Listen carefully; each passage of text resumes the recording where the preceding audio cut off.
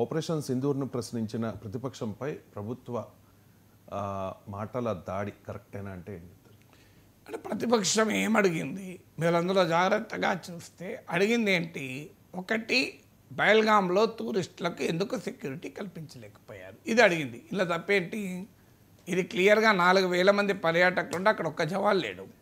తీవ్రవాదులతో ఆఖరికి స్థానిక కశ్మీరీ గుర్రము నడిపే వ్యక్తి వాళ్ళ దగ్గర AK-47 లాక్కొని పోరాడాడు. ఆ పోరాటం వల్ల కనీసం కొంతమంది పర్యాటకులు కాపాడగలిగాడు. మరి అక్కడ ఒక్క జవాన్ ఉన్నా ఫైట్ చేసేవారు కదా. మొదలు సెక్యూరిటీ ఉంటే టెర్రరిస్టులే వచ్చేవారు కాదు. టెర్రరిస్టులు ఎప్పుడు కూడా పిరికి వాళ్ళు ఎవరో ధైర్యవంతులు అనుకుంటే పొరపాటు. డైరెక్ట్గా ఫేస్ చేయరు. డైరెక్ట్గా ఫేస్ చేస్తే అది యుద్ధం అవుతుంది. మా తీవ్రవాదులంత పిరికివాడు ఇంకొకడు ఉండడు. ఎందుకంటే వాళ్ళు అందుకే ఎలాంటి ఆయుధాలు లేని సామాన్య ప్రజలపైన దాడులు చేస్తారు. దమ్ముంటే సైనికులపైన దాడి చేయాలి.